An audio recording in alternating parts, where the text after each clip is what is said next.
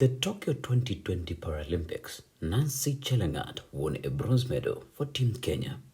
But to many, Kenya would have performed better. While speaking to Citizen TV's Michael Okini, Elijah Aliero, Secretary General, Kenya National Paralympics Committee, attributed this to their inability as KNPC to scout for new talent.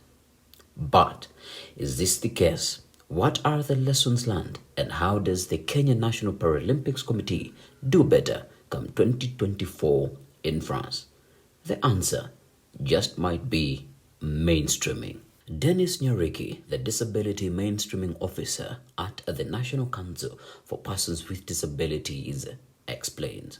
Basically, mainstreaming is making the concerns of persons with disabilities an integral part, right from the planning, designing, implementation, monitoring and evaluation of our programs.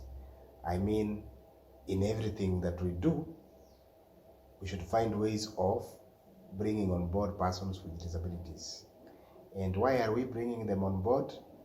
Because they have been sidelined, because of our cultural beliefs, because of the environment, because of our attitudes, we have left them behind. And time has come for them to participate effectively also in the development of our country. So those things that we do to bring them on board is what we call disability mainstreaming. In your view, what's the state of sporting activities for persons with disabilities? And as the council, what are you doing to make them better? The state of disability on sports in this country may not be very clear because maybe we don't have statistics on that. But I know our country has been participating in Paralympic. We have been having school games for schools of the persons with disabilities. We have been sending our athletes both individually, like Mr. Henry Wanyoike. We have had him going to various races. So we don't have clear statistics, but there is some activity happening. For us as the National Council is to lobby. For us is to lobby, advocate, and encourage organizations to embrace sporting and other talents for persons with disabilities. That is our main role as for persons with disabilities. And again, as we have said that sporting for the mainstream is overshadowing the persons with disability sports, it is also true. But what we can only do for now is to lobby for funding. We lobby and advocate for more infrastructure to be put in place to cater for persons with disabilities. And we also, through our disability mainstreaming activities, we have contracted organizations, especially government agencies, to commit their resources, to commit their programs to sporting. We do that through performance contracting in government. So through that, we are able to push them to emphasize the need of them bringing on board persons with disabilities in terms of sports. Even in viewing or watching sport, we want to encourage various organizations to ensure that also persons with disabilities participate, whether actively or passively, in the form of watching sports. Multi-sectoral collaboration is important to achieve worthy causes. How can the education sector be plugged into enhancing participation of persons with disabilities in sports? I would want to say that one, we need to give same attention, equal attention that we give to the regular sports. Yes. The same attention we give to the special needs sports. Or the attention, and that attention would come with funding and also the goodwill for it to expand and explore. So we must ensure that every school has the resources and the games implements for every particular sport. So like there are schools that don't have, say, basketball because they don't have a court, they don't have the balls themselves. Other schools that don't have handball as a sport.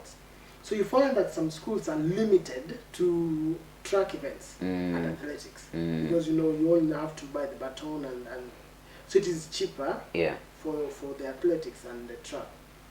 So one, we need to invest in the sports implements for every school, and also get them perfectly fitting jerseys, and game kits, and shoes, suitable shoes for every game, so that when they come into playing, then they are well equipped.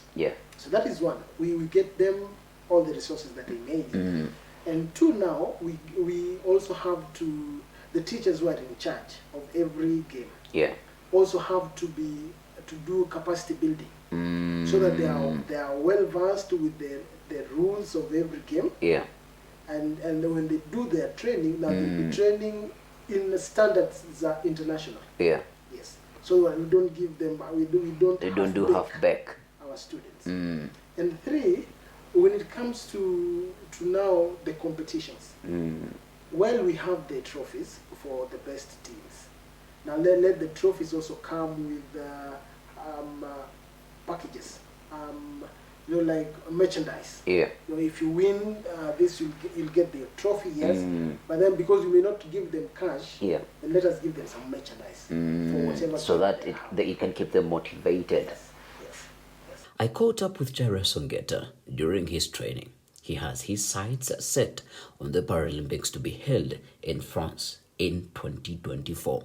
He shares his journey, including finding training facilities and professional coaches.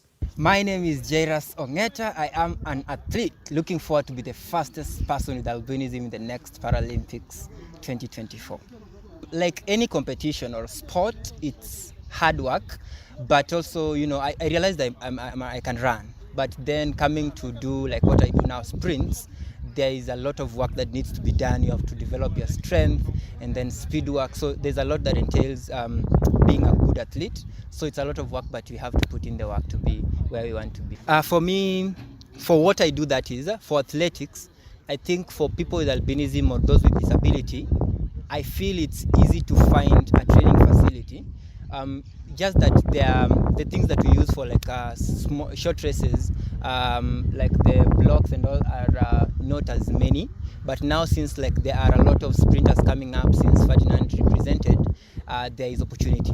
So, for example, for the stadium, I hadn't known this, but after now I've been in the sport for a while. I know for those with disability, we have the access to enter the public venues like the stadiums, like here, for example, for free. The other athletes do pay some entrance fee and all that, but so it's an advantage for those with disability. They can come anytime and just use the facility to train. So for a coach, I'll use my case. I didn't know the way to go. So for me, I just started training. And then, so what happens is, there are usually competitions, there are trials that do happen once a while. So once you just keep tabs with the Athletics Kenya and the Paralympics team in Kenya, once they have an event, you can just attend one of them. From there, you can be able to maybe participate, or if not, you'll be able to meet other coaches or other. So the best way for me, I'd say, is find other athletes. They can be able to guide you on how they went through. So that's what I did. For me, I found one of the athletes around, so they guided me, and then I joined their team. Jairus' coach, Mr. Duncan Ayemba, had this to add on the issue of enhancing participation of persons with disabilities in sports. Jairus joined me, I think, 3 months ago, and he joined me when he was green in athletics. Let me say he was 0 in running. So far we are working well.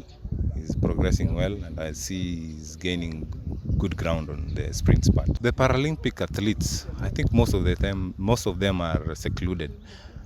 They don't want to come and mix with the rest. But at least Jairus came to me and I encouraged him.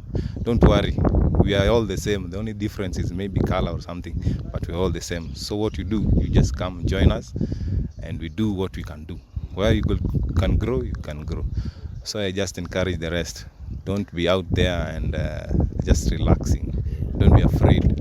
Join us. We are able and we can still help each other. If you feel that you are an athlete, go for it. For me, I feel there are opportunities because we don't have so many people with disabilities in sport. We have a big number in the Paralympics already, but I feel there is more space, there's more room for competition. So I feel people just need to come out and give their best. Yeah, for example, for me, I've never even gone for competitions, but I believe I'll be able to, continue working and give my best. So it's just coming out, find your sport and then just develop it. Find the people that have gone before you that are good at it and learn from them and keep growing, because sports is just a matter of persistence, continuous work and practice. Kenyans have won a total of 36 medals at the Paralympics. In Paris 2024, does Kenya add to its tally? Probably Jairus Ongeta might be the answer to that question. For Science TV, I am Alan Hubbard.